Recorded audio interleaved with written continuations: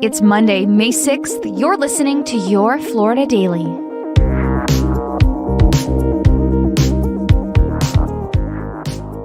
I'm Katrina Scales. Tonight, for the very first time, 2 NASA astronauts are set to hitch a ride to the International Space Station aboard the Boeing Starliner spacecraft. The crewed test flight comes after years of delays and stumbles, but astronauts Butch Wilmore and Sonny Williams say they're feeling confident and ready.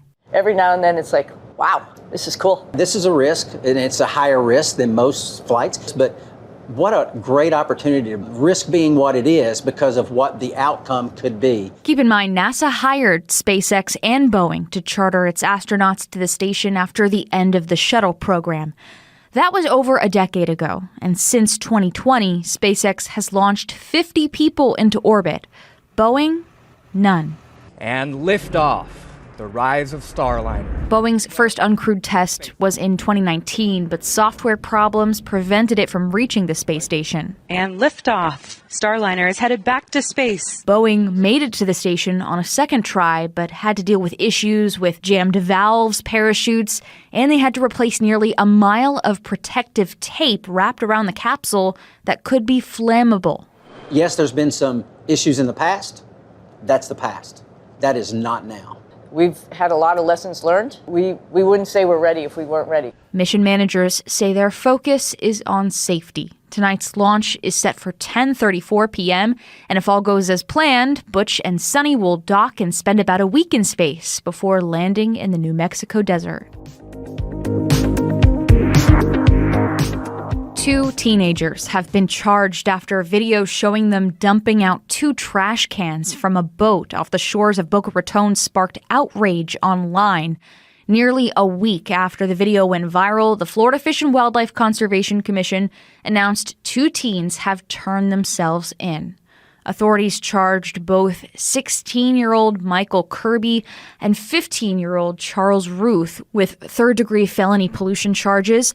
The drone video captured last weekend shows a group of people on a boat dumping 2 cans of garbage into the Boca Inlet, leaving a trail of trash while the teens posed for the camera. The family of one of the teens arrested released a statement saying, in part, "We take the responsibility of caring for our oceans and our community very seriously, and we're extremely saddened by what occurred last weekend at Boca Bash." The felony charges that the teens are facing carry up to a $50,000 fine and up to 5 years in jail. And it wasn't the ending Orlando Magic fans were hoping for. The team's electrifying playoff run comes to an end in Game 7. The Magic falling to the Cleveland Cavaliers by a final score of 106-94.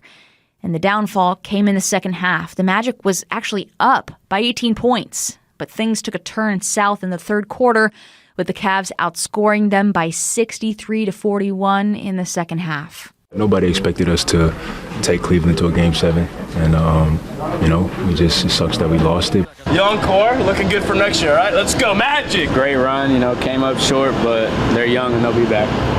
Cleveland, by the way, will go on to face the Boston Celtics in the Eastern Conference semifinals. That series starts tomorrow night. You can find these top stories along with breaking news, weather, and traffic all day on clickorlando.com. And now, a completely random Florida fact.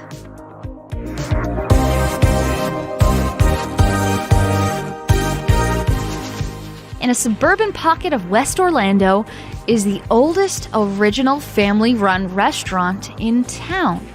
Lee and Rick's Oyster Bar has enjoyed a loyal following after 75 years in business.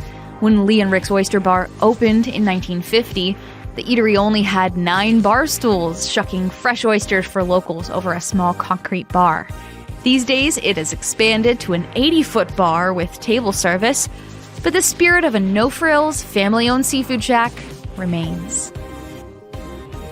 Your Florida Daily is produced by News 6 WKMG in Orlando. I'm Katrina Scales. Subscribe for new episodes wherever you like to listen.